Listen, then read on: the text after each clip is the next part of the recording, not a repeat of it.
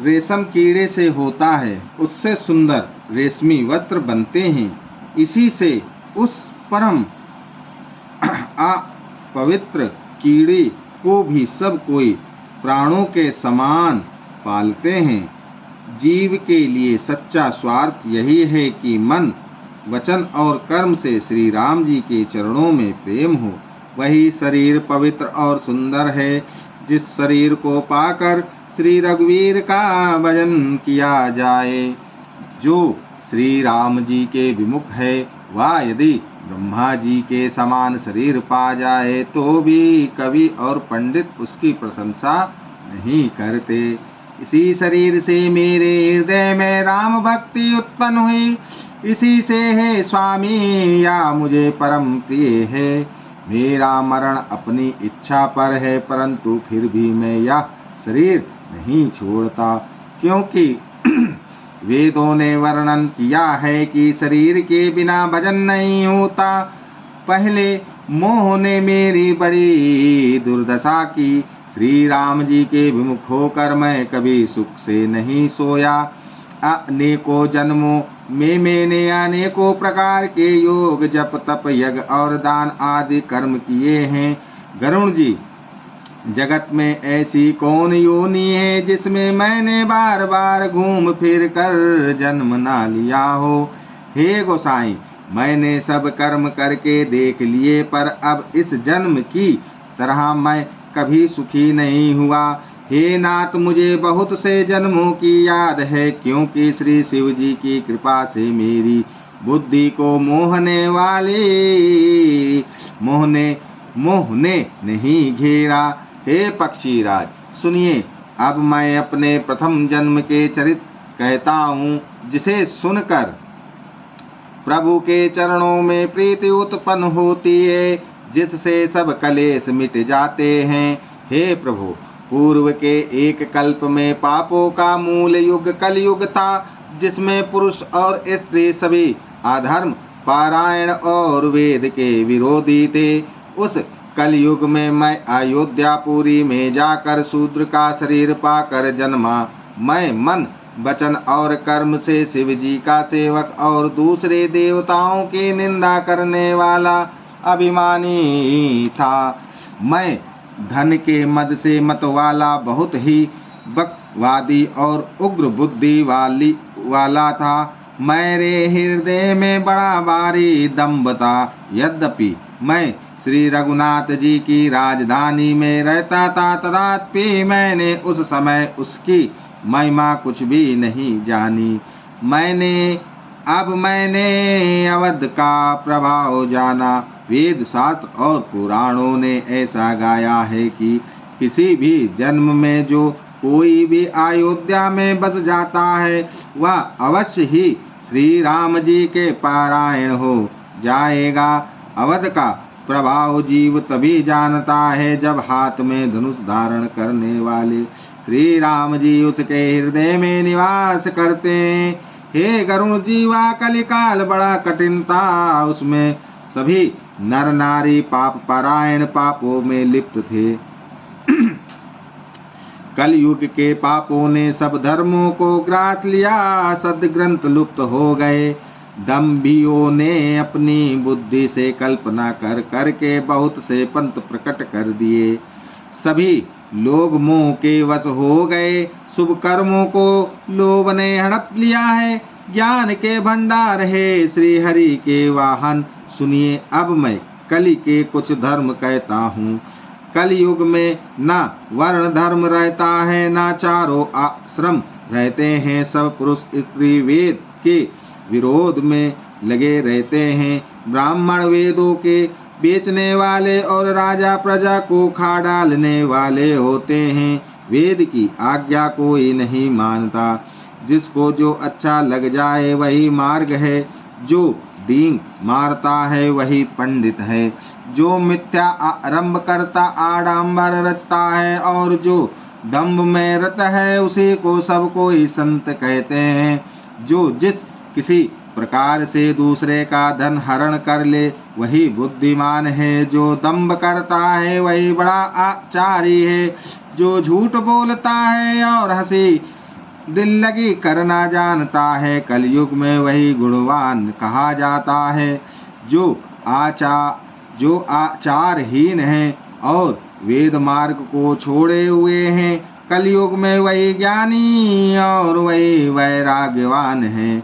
जिसके बड़े बड़े नख और लंबी लंबी जटाएं हैं, वही कलयुग में प्रसिद्ध तपस्वी है। जो मंगल वेश और अमंगल भूषण धारण करते हैं और भक्षण अभक्ष्य खाने योग्य और ना खाने योग्य सब कुछ खा लेते हैं, वे ही योगी हैं, वे ही सिद्ध हैं और वे ही मनुष्य कलयुग में पूज्य हैं। जिनके आचरण दूसरों का अपकार अहित करने वाले हैं, उन्हीं का बड़ा गौरव होता है और वे ही सम्मान के योग्य होते हैं। जो मन वचन और कर्म से लबरा झूठ बकने वाले हैं, वे कलयुग में वक्ता माने जाते हैं। हे गोसाई, सभी मनुष्यों स्त्रियों के विशेष वश में हैं और बाजीगर के बंदर की तरह उनके नचाए नाचते हैं। ब्राह्मणों को शूद्र यज्ञोपदेश करते हैं और गले में जनेऊ डालकर कुत्सित दान लेते हैं। सभी पुरुष काम और लोभ में तत्पर और क्रोधी होते हैं। देवता ब्राह्मण वेद और संतों के विरोधी होते हैं। अभागिनी स्त्रियां गुणों के धाम सुंदर पति को छोड़कर पर पुरुष का सेवन करती हैं। सुहागिनी स्त्रियां तो आभूषणों से रहित होती हैं, पर विधवाओं के नित्य नए श्रृंगार होते हैं। शिष्य और गुरु में बहरे और अंधे का सा हिसाब होता है।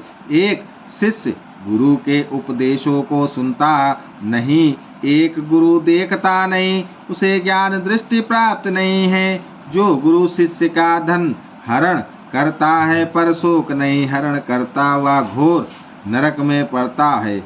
माता पिता बालकों को बुलाकर वही धर्म सिखलाते हैं जिससे पेट भरे।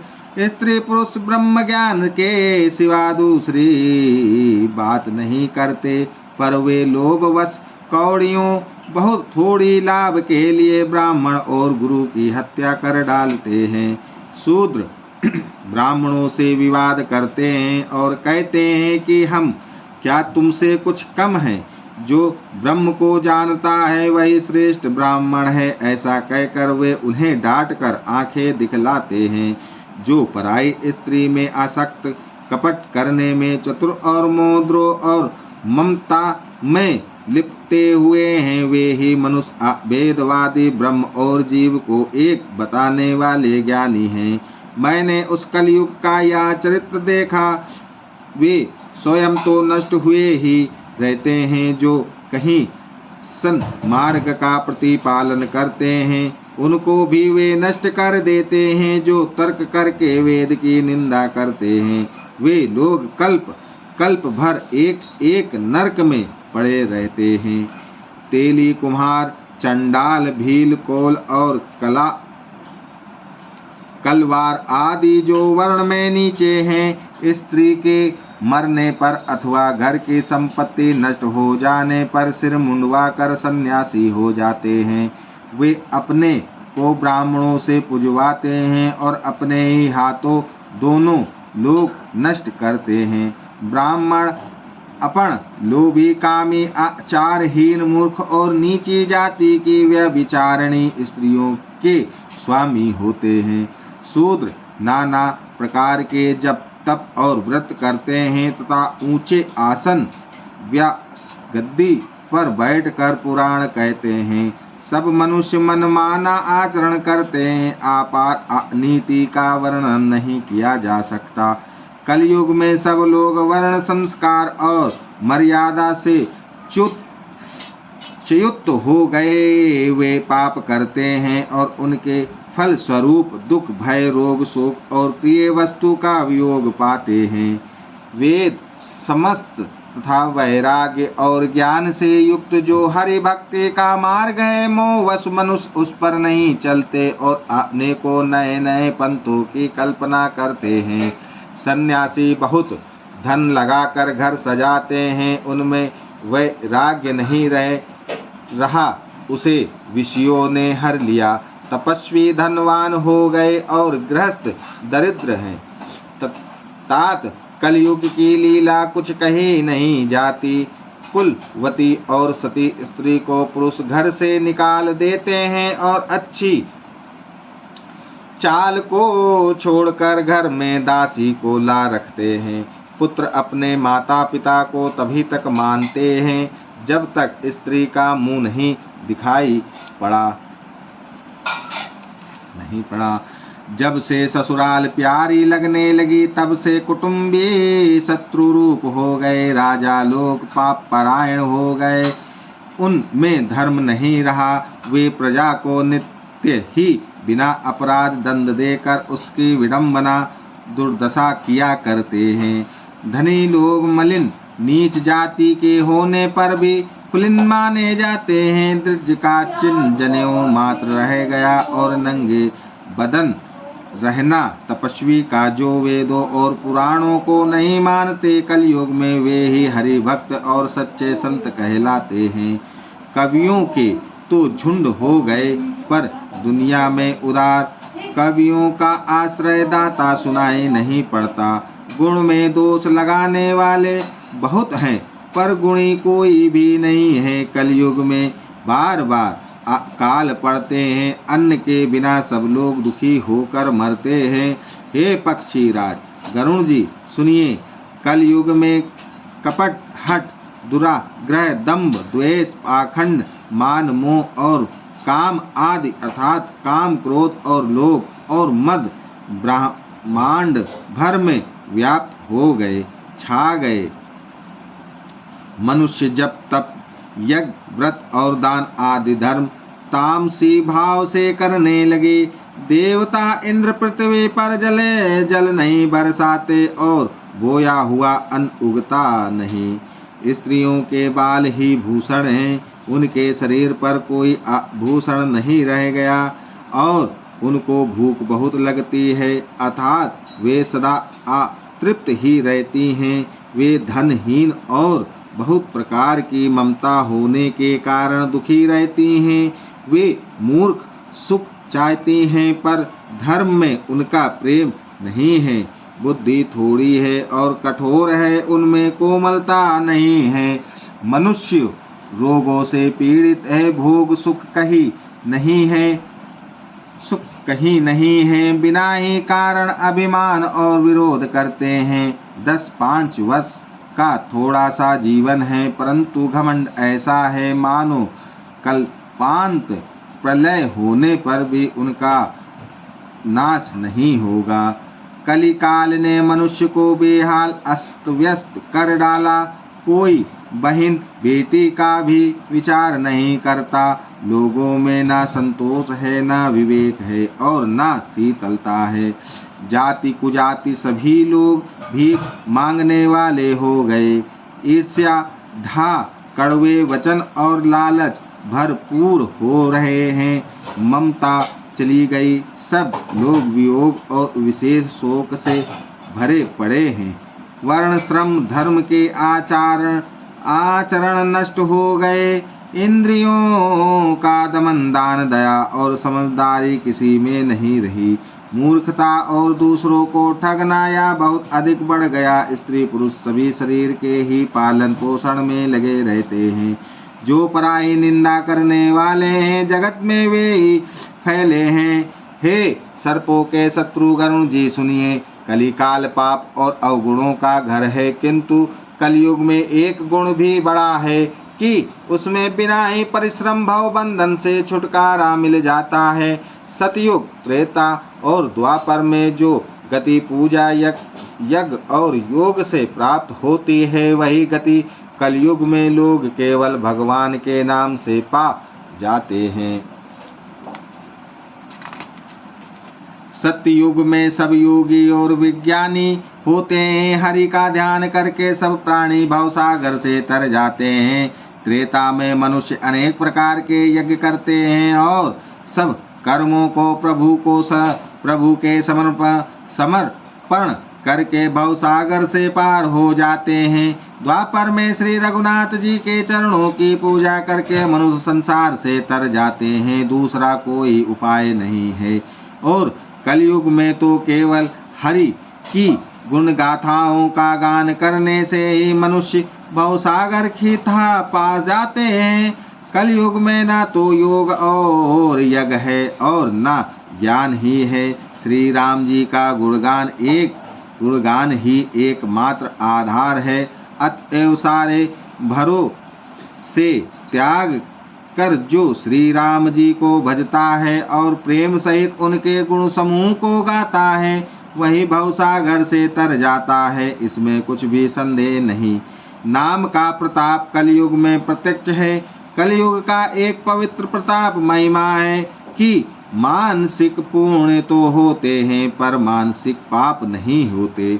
यदि मनुष्य विश्वास करे तो कलयुग के समान दूसरा युग नहीं है, क्योंकि इस युग में श्री राम जी के निर्मल गुण समूह को गा गा कर मनुष्य बिना ही परिश्रम संसार रूपी समुद्र से तर जाता है।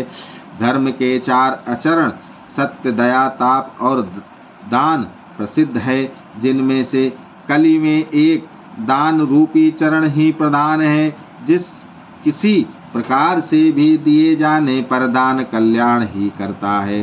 श्री राम जी की माया से प्रेरित होकर सबके हृदयों में सभी युगों के धर्म नित्य होते रहते हैं। शुद्ध सत्व गुण, समता, विज्ञान और मन का प्रसन्न होना, इसी सतयुग का प्रभाव जाने। सत्व गुण अधिक हो, कुछ रजोगुण हो, कर्मों में प्रीति हो, सब प्रकार से सुख हो, या त्रेता का धर्म है रजोगुण बहुत हो, सत्व गुण बहुत ही थोड़ा हो, कुछ तमोगुण हो, मन में हर्ष और भय हो, या द्वापर का धर्म है तमोगुण बहुत हो, रजोगुण थोड़ा हो, चारों और वैर विरोध हो, या कलयुग का प्रभाव है। पंडित लोग युगों के धर्म को मन में जान पहचान कर अधर्म छोड़कर धर्म में प्रीति करते हैं। जिसका श्री रघुनाथ जी के चरणों में अत्यंत प्रेम है, उसको काल धर्म युग धर्म नहीं व्यापते हैं। पक्षी राज नट बाजीगर का किया हुआ कपट चरित्र इंद्रजाल देखने वालों के लिए बड़ा विकट दुर्गम होता है, पर नट के सेवक जम्बूरे को उसकी माया नहीं व्यापती। श्री हरि की माया के द्वारा रचे हुए दोष और गुण श्री हरि के भजन बिना नहीं जाते। मन में ऐसा विचार कर सब कामनाओं को छोड़कर निष्काम भाव से श्री राम जी का भजन करना चाहिए।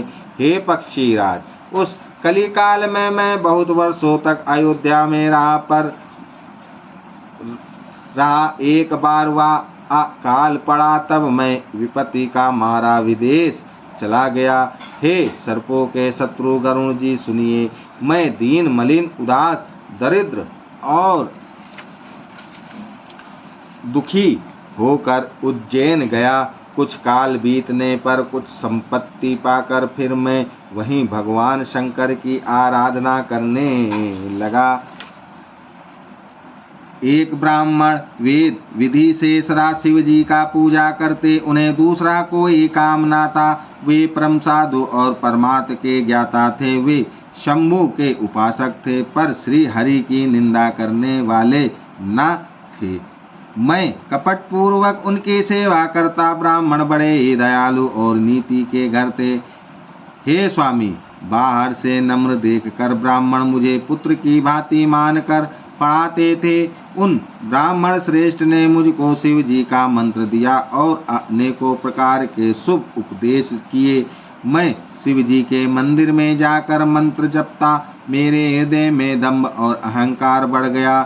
मैं दुष्ट नीच जाति और पापमय मलिन बुद्धि वाला मोहवश श्री हरि के भक्तों और द्विजों को देखते ही जल उठता और विष्णु भगवान से द्रोह करता था। गुरु जी मेरे आचरण देखकर दुखित थे। वे मुझे नित्य ही भली भांति समझाते, पर मैं कुछ भी नहीं समझता। उल्टे मुझे अत्यंत क्रोध उत्पन्न होता। दंभी को कभी नीति अच्छी लगती है। एक बार गुरुजी ने मुझे बुला लिया और बहुत प्रकार से परमार्थ नीति की शिक्षा दी कि हे पुत्र, शिव जी की सेवा का फल यही है कि श्री राम जी के चरणों में प्रांगण भक्ति हो। हे तात, शिव जी और ब्रह्मा जी भी श्री राम जी को भजते हैं, फिर नीच मनुष्य की तो बात ही कितनी है। ब्रह्मा जी और शिव जी जिनके चरणों के प्रेमी हैं, अरे अभागे, उनसे द्रोह करके तो सुख चाहता है। गुरु जी ने शिव जी को हरि का सेवक कहा। यह सुनकर हे पक्षीराज, मेरा हृदय जल उठा। नीच जाति का मैं विद्या पाकर ऐसा हो गया जैसे दूध पिलाने वाले सांप, दूध पिलाने से सांप अभिमानी, कुटिल, दुर्भाग्य और कुजाति में दिन रात गुरु जी से द्रोह करता।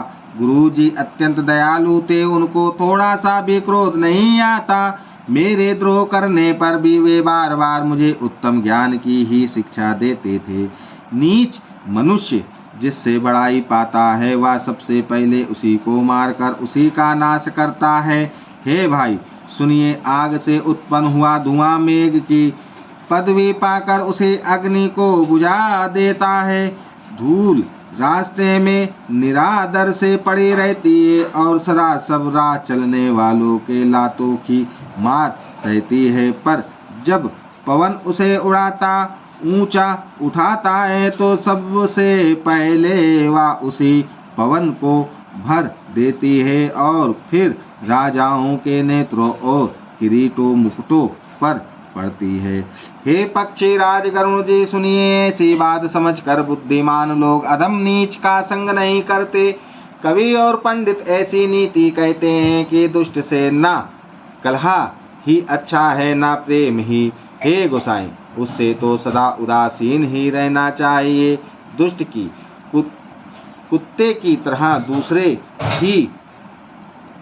दूसरे से ही त्याग देना चाहिए। मैं दुष्ट था, हृदय में कपट और कुटिलता भरी थी, इसीलिए यद्यपि गुरुजी हित की बात कहते थे, पर मुझे वह सुहाती ना थी।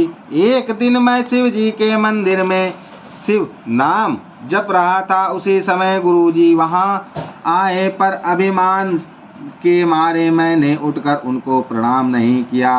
गुरुजी दयालु थे, मेरा दोष देखकर भी उन्होंने कुछ नहीं कहा। उनके हृदय में लेस मात्र भी क्रोध नहीं हुआ, पर गुरु का अपमान बहुत बड़ा पाप है, अतः महादेव जी उसे नहीं सह सके। मंदिर में आकाशवाणी हुई कि अरे हत भाग्य मूर्ख अभिमानी, यद्यपि तेरे गुरु को क्रोध नहीं है, वे अत्यंत कृपालु चित्त के हैं और उन्हें पूर्ण तथा यथार्थ ज्ञान है, तो भी हे मूर्ख, तुझको मैं शाप दूंगा, क्योंकि नीति का विरोध मुझे अच्छा नहीं लगता। अरे दुष्ट, यदि मैं तुझे दंड ना दूं तो मेरा वेद मार्ग ही भ्रष्ट हो जाए। जो मूर्ख गुरु से ईर्ष्या करते हैं, वे करोड़ों युगों तक रो नरक में पड़े रहते हैं। फिर वहां से निकलकर वे त्रियक, पशु, पक्षी आदि योनियों में शरीर धारण करते हैं और 10,000 जन्मों तक दुख पाते रहते हैं। अरे पापी, तू गुरु के समान अजगर की भांति बैठा रहा। अरे दुष्ट, तेरी बुद्धि पाप से ढक गई है, अतः तू सर्प हो जा। और अरे अधम से भी अधम, इस अधोगति सर्प की नीची योनि को पाकर किसी बड़े भारी पेड़ के खोखले में जाकर रहे। शिव जी का भयानक शाप सुनकर गुरु जी ने आहाकार किया। मुझे कांपता हुआ देखकर उनके हृदय में बड़ा संताप उत्पन्न हुआ। प्रेम सहित दंडवत करके वे ब्राह्मण श्री शिव जी के सामने हाथ जोड़कर मेरी भयंकर गति दंड का विचार कर गदगद वाणी से विनती करने लगे।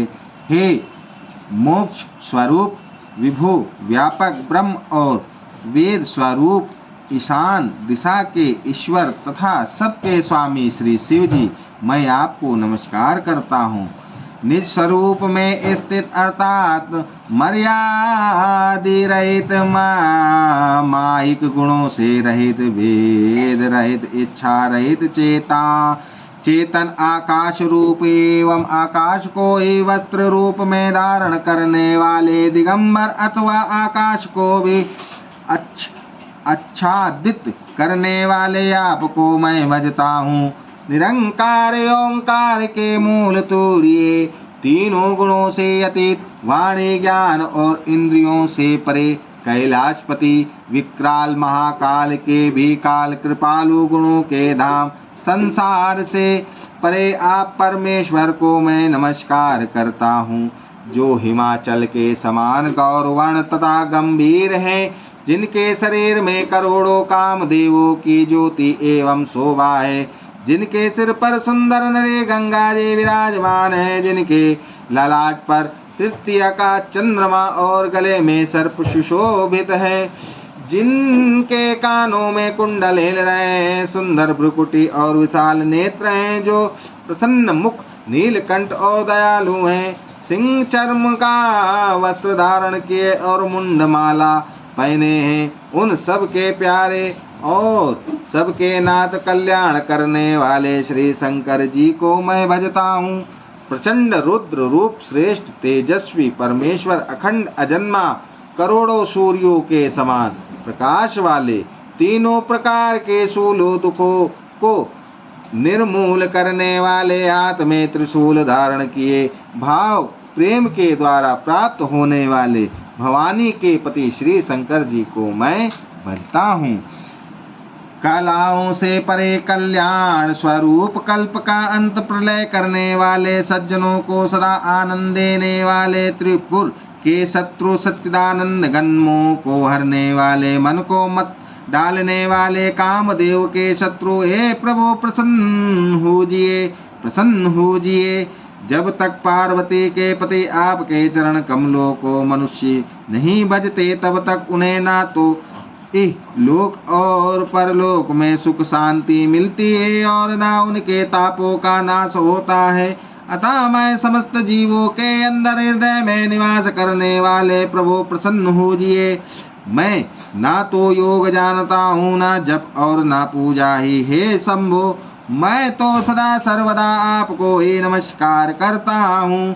हे प्रभु, बुढ़ापा तथा जन्म मृत्यु के दुख समूह से जलते हुए मुझ दुखी की दुख से रक्षा कीजिए। हे ईश्वर, हे शंभो मैं आपको नमस्कार करता हूँ। भगवान रुद्र की स्तुति का यह अष्टक उन शंकर जी की तृप्ति प्रसन्नता के लिए ब्राह्मण द्वारा कहा गया, जो मनुष्य इसे भक्ति पूर्वक पढ़ते हैं उन पर भगवान शंभु प्रसन्न होते हैं। सर्वज्ञ शिव जी ने विनती सुनी और ब्राह्मण का प्रेम देखा।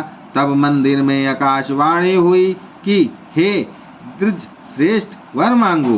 ब्राह्मण ने कहा, हे प्रभु, यदि आप मुझ पर प्रसन्न हैं और हे नाथ, यदि इस दीन पर आपका स्नेह है, तो पहले अपने चरणों की भक्ति देकर फिर दूसरा वर दीजिए। हे प्रभु, या ज्ञानी जीव आपकी माया के वश होकर निरंतर भूला फिरता है। हे कृपा के समुद्र भगवान, उस पर क्रोध ना कीजिए। हे दीनों पर दया करने वाले कल्याणकारी शंकर, आप इस पर कृपालु होइए, कृपा कीजिए, जिससे है नाथ थोड़े ही समय में इस पर शाप के बाद अनुग्रह शाप से मुक्त हो जाए। हे कृपा निधान, अब वही कीजिए जिससे इसका परम कल्याण हो। दूसरों के हित से सनी हुई ब्राह्मण की वाणी सुनकर फिर आकाशवाणी हुई, एवं मस्त ऐसा ही हो। यद्यपि इसने भयानक पाप किया है और मैंने भी इसे क्रोध करके शाप दिया है, तो भी तुम्हारी साधुता देखकर मैं इस पर विशेष कृपा करूंगा। हे द्विज, जो क्षमाशील एवं परोपकारी होते हैं, वे मुझे वैसे ही प्रिय हैं जैसे खरारी श्री रामचंद्र जी हैं। द्विज, मेरा श्राप व्रत नहीं जाएगा या 1000 जन्म अवश्य पावेगा, परंतु जन्म ने और मरने में जो दुसहा दुख होता है, इसको वह दुख जरा भी न व्यापेगा और किसी भी जन्मों में इसका ज्ञान नहीं मिटेगा। हे शूद्र, मेरा प्रामाणिक सत्य वचन सुन। प्रथम तो तेरा जन्म श्री रघुनाथ जी की पुरी में हुआ, फिर तूने मेरी सेवा में मन लगाया। पुरी के प्रभाव और मेरी कृपा से तेरे हृदय में राम भक्ति उत्पन्न होगी। हे भाई, अब मेरा सत्य वचन सुन। द्विजों की सेवा ही भगवान को प्रसन्न रखने वाला व्रत है। अब कभी ब्राह्मण का अपमान न करना, संतों को अनंत श्री भगवान ही ने समान जनाना। श्री भगवान ही के समान जानना। इंद्र के वज्र, मेरे विशाल त्रिशूल, काल के दंड और श्री हरि के विकराल चक्र के मारे भी जो नहीं मरता, वह भी विप्रद्रोह रूपी अग्नि से भस्म हो जाता है। ऐसा विवेक मन में रखना, फिर तुम्हारे लिए जगत में कुछ भी दुर्लभ ना होगा। मेरा एक और आशीर्वाद है कि तुम्हारी सर्वदा आबाद गाती होगी, अर्थात तुम जहाँ जाना चाहोगे वहीं बिना रोक टोक के जा सकोगे। आकाशवाणी के द्वारा शिव जी के वचन सुनकर गुरु जी हर्षित होकर ऐसा ही हो या कहकर मुझे बहुत समझाकर और शिव जी के चरणों को हृदय में रखकर अपने घर गए। काल की प्रेरणा से मैं विंध्याचल में जाकर सर्प हुआ। फिर कुछ काल बीतने पर बिना ही परिश्रम कष्ट के मैंने वह शरीर त्याग दिया। हे हरिवान, मैं जो भी शरीर धारण करता उसे बिना ही परिश्रम वैसे ही सुखपूर्वक त्याग देता था, जैसे मनुष्य पुराना वस्त्र त्याग देता है और नया पहन लेता है। शिव जी ने वेद की मर्यादा की रक्षा की और मैंने कलेश भी नहीं पाया। इस प्रकार हे पक्षीराज, मैंने बहुत से शरीर धारण किए पर मेरा ज्ञान नहीं गया। तिर्यक योनि, पशु पक्षी देवता या मनुष्य का जो भी शरीर धारण करता वह उस शरीर में मैं श्री राम जी का भजन जारी रखता। इस प्रकार मैं सुखी हो गया, परंतु एक शूल मुझे बना रहा। गुरु जी का कोमल सुशील स्वभाव मुझे कभी नहीं भूलता, अर्थात मैंने ऐसे कोमल स्वभाव दयालु गुरु का अपमान किया, यह दुख मुझे सदा बना रहा। मैंने अंतिम शरीर ब्राह्मण का पाया, जिसे पुराण और वेद देवताओं को भी दुर्लभ बताते हैं। मैं वहाँ ब्राह्मण शरीर में भी बालकों में मिलकर खेलता तो श्री रघुनाथ जी की ही सब लीलाएं किया करता। सयाना होने पर पिताजी मुझे पढ़ाने लगे। मैं समझता, सुनता और विचारता, पर मुझे पढ़ना अच्छा नहीं लगता था। मेरे मन में सारी वासनाएं भाग गई, केवल श्री राम जी के चरणों में लग गई। हे गरुड़ जी, कहिए ऐसा कौन अभागा होगा जो कामधेनु को छोड़कर गदही की सेवा करेगा। प्रेम में मग्न होने के कारण मुझे कुछ भी नहीं सुहाता। पिताजी पढ़ा कर हार गए। जब पिता माता कालवश हो गए, मर गए, तब मैं भक्तों की रक्षा करने वाले श्री राम जी का भजन करने के लिए वन में चला गया। वन में जहाँ जहाँ मुनीश्वरों के आश्रम पाता, वहाँ जाकर उन्हें सिर नवाता। हे गरुड़ जी, उनसे मैं श्री राम जी के गुणों की कथाएं पूछता, वे कहते और मैं हर्षित होकर सुनता। इस प्रकार मैं सदा सर्वदा श्री हरि के गुणानुवाद सुनता फिरता। शिव जी की कृपा से मेरी सर्वत्र आबादित गति थी, अथवा मैं जहाँ चाहता वहाँ जा सकता था। मेरी तीनों प्रकार की पुत्र की, धन की और मान की गहराई प्रबल वासनाएं छूट गई और हृदय में एक यही लालसा अत्यंत बढ़ गई कि जब श्री राम जी के चरण कमलों के दर्शन करूं, तब अपना जन्म सफल हुआ समझूं। जिनसे मैं पूछता, वे मुनि ऐसा कहते कि ईश्वर सर्वभूतमय है या निर्गुण मत मुझे नहीं सुहाता था। हृदय में सगुण ब्रह्म पर प्रीति बढ़ रही थी। गुरु जी के वचनों का स्मरण करके मेरा मन श्री राम जी के चरणों में लग गया। मैं क्षण क्षण नया नया प्रेम प्राप्त करता हुआ श्री रघुनाथ जी का यश गाता फिरता था। सुमेरु पर्वत के शिखर पर बड़ की छाया में लोमश मुनि बैठे थे। उन्हें देखकर मैंने उनके चरणों में सिर नवाया और अत्यंत दीन वचन कहे।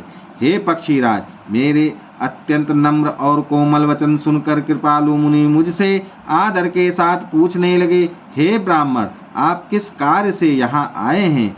तब मैंने कहा, हे कृपा निधि, आप सर्वज्ञ हैं और सुजान हैं। हे भगवान, मुझे सगुण ब्रह्म की आराधना की प्रक्रिया कहिए। तब हे पक्षीराज मुनीश्वर ने श्री रघुनाथ जी के गुणों की कुछ कथाएं आदर सहित कही। फिर वे ब्रह्म ज्ञान पारायण विज्ञानवान मुनि मुझे परम अधिकारी जानकर ब्रह्म का उपदेश करने लगे कि वह अजन्मा है, अद्वितीय है, निर्गुण है और हृदय का स्वामी अंतर्यामी है। उसे कोई बुद्धि के द्वारा माप नहीं सकता। वह इच्छा रहित, नाम रहित, रूप रहित, अनुभव से जानने योग्य, अखंड और उपमा रहित है। वह मन और इंद्रियों से परे, निर्मल, विनाश रहित, निर्विकार, सीमा रहित और सुख की राशि है। वेद ऐसा गाते हैं कि वही तू है। तत्त्वमसि, जल और जल की लहर की भांति उसमें और तुझ में कोई भेद नहीं है। मुनि ने मुझे अनेकों प्रकार से समझाया, पर निर्गुण मत मेरे हृदय में नहीं बैठा। मैंने फिर मुनि के चरणों में सिर नवाकर कहा, हे मुनीश्वर, मुझे सगुण ब्रह्म की उपासना कहिए। मेरा मन राम भक्ति रूपी जल में मछली हो रहा है, उसी में रम रहा है। चतुर मुनीश्वर, ऐसी दशा में वह उससे अलग कैसे हो सकता हूँ? आप दया करके मुझे वही उपदेश उपाय कहिए जिससे मैं श्री रघुनाथ जी को अपनी आंखों से देख सकूं। पहले नेत्र भरकर श्री अयोध्यानाथ को देखकर तब निर्गुण का उपदेश सुनूंगा। मुनि ने फिर अनुमान हरि कथा कहकर सगुण मत का खंडन करके निर्गुण का निरूपण किया। तब मैं निर्गुण मत को हटाकर काट कर बहुत हट करके सगुण का निरूपण करने लगा। मैंने उत्तर प्रत्युत्तर किया। इससे मुनि के शरीर में क्रोध के चिन्ह उत्पन्न हो गए। हे प्रभु, सुनिए, बहुत अपमान करने पर ज्ञानी के भी हृदय में क्रोध उत्पन्न हो जाता है। यदि कोई चंदन की लकड़ी को बहुत अधिक रगड़े तो उससे भी अग्नि प्रकट हो जाएगी। मुनि बार बार क्रोध सहित ज्ञान का निरूपण करने लगे। तब मैं बैठा बैठा अपने मन में अनेकों प्रकार के अनुमान करने लगा। बिना दैत बुद्धि के क्रोध कैसा, और बिना अज्ञान के क्या दैत बुद्धि हो सकती है? माया के वश रहने वाला परिच्छिन्न जड़ जीव क्या ईश्वर के समान हो सकता है? सबका हित चाहने से क्या कभी दुख हो सकता है? जिसके पास पारस मणि है उसके पास क्या दरिद्रता रह सकती है? दूसरे से द्रोह करने वाले क्या निर्भय हो सकते हैं? और कामी क्या कलंक रहित बेदाग रह सकते हैं? ब्राह्मण का बुरा करने से क्या वंश रह सकता है? स्वरूप की पहचान आत्मज्ञान होने पर क्या आसक्ति पूर्वक कर्म हो सकते हैं? दुष्टों के संग से क्या किसी के सुबुद्धि उत्पन्न हुई है? परम स्त्रीगामी क्या उत्तम गति पा सकता है? परमात्मा को जानने वाले कहीं जन्म मरण के चक्कर में पड़ सकते हैं। भगवान की निंदा करने वाले कभी सुखी हो सकते हैं। नीति बिना जाने क्या राज रह सकता है? श्री हरि के चरित्र वर्णन करने पर क्या पाप रह सकता है? बिना पुण्य के क्या पवित्र यश प्राप्त हो सकता है? बिना पाप के भी क्या कोई अपयश पा सकता है? जिसकी महिमा वेद संत और पुराण गाते हैं, उस हरि भक्ति के समान क्या कोई दूसरा लाभ भी है? हे भाई, जगत में क्या इसके समान दूसरी भी कोई हानि है कि मनुष्य का शरीर पाकर भी श्री राम जी का भजन ना किया जाए। चुगलखोरी के समान क्या कोई दूसरा पाप है, और हे गरुण जी, दया के समान क्या कोई दूसरा धर्म है। इस प्रकार मैं अनगिनत युक्तियां मन में विचारता था और आदर के साथ मुनि का उपदेश नहीं सुनता था। जब मैंने बार बार सगुण का पक्ष स्थापित किया तब मुनि क्रोध युक्त वचन बोले, अरे मूढ़, मैं तुझे सर्वोत्तम शिक्षा देता हूँ तो भी तू उसे नहीं मानता और बहुत से उत्तर प्रत्युत्तर दलीलें लाकर रखता है। मेरे सत्य वचन पर विश्वास नहीं करता, कौवे की भांति सभी से डरता है।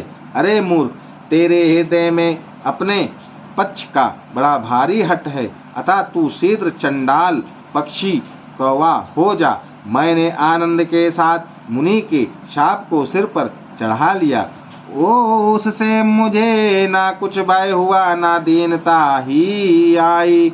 लो श्यापति रामचंद्र की जय, उमापति महादेव की जय, श्याम वृंदावन कृष्ण चंद्र की जय, गोस्वामी तुलसीदास महाराज की जय, श्री गुरुदेव महाराज की जय। सीताराम सीताराम।